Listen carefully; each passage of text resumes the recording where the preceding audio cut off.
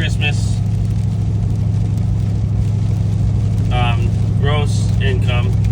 So I ran 4 loads for a total of $2,460, and I spent $470 on fuel.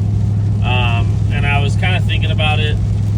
The best way to determine how many miles I drove for the RV transport would be just to match it up with the pay, because I'm getting $2 a mile, or which ends up being, it's $2 a loaded mile, or pretty much $1 a mile because of my deadhead.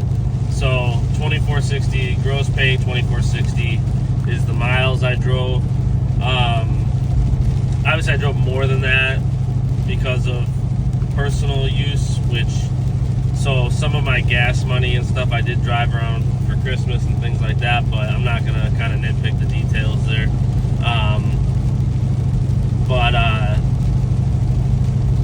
And then with tolls, I'm gonna add in another $100 for that. Actually, probably should add in a little bit more than that. Probably $200. So that puts me at about $1,800 gross just from removing the fuel cost and the tolls. I didn't stop for food at all this week. I know that's been a controversial subject about, do you need to account for food and stuff like that. I've just been packing a lot. Like today, peanut butter and jelly sandwich, granola bar, coffee, energy drink. Earlier in the week, I had lunch meat, and I would do turkey, cheese, mayo, all that. So, but I was making, every time I've gone out, I made a lunch. I got close to stopping when I went to Wisconsin Rapids because that was a long day and I was hungry, but I made it home. I didn't want to have to stop and waste any time. So I did 2 deliveries to Sheboygan North. Technically, I'm still on my way up for this one. 1 delivery to Madison, Wisconsin, and 1 delivery to Wisconsin Rapids. So that, I believe that does put me at my highest week gross yet. I don't think I've ever hit over 2,400 yet, so 2,460 puts me at the highest. I had potential to do more than that, even with the holiday, because I could have ran one yesterday. I did not, which was Saturday. I spent that time with the family, and then I think there's some units that need to be moved from the manufacturer lot to the storage lot. I have to double check.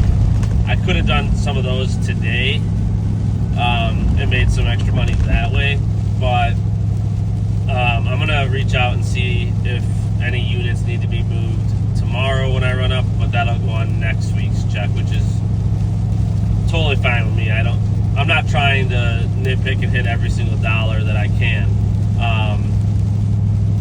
But I just wanted to go over those numbers. It felt like a fairly easy week, other than the one run up to Wisconsin Rapids that was, I used up my entire logbook that day. So technically I ran out a few minutes before home, but I know there's like a buffer in there where you can get to a safe destination to stop. Obviously, I'm not going to stop a block away from my house and take a 10-hour reset or whatever there. So I just went home. And normally that route wouldn't have been an issue making it with my driving time, but because of the ice and fog and accident that I had gotten stuck at in Chicago because someone had gotten in a car accident, I lost like over an hour, I think, of drive time because of that stuff. So normally I could do that Wisconsin Rapids in good weather, no problem, and make it back with time to spare on my logs. But yeah, so that's pretty much it for the week. I feel like the cost pretty much represents what it usually does with fuel, matching the miles kind of. And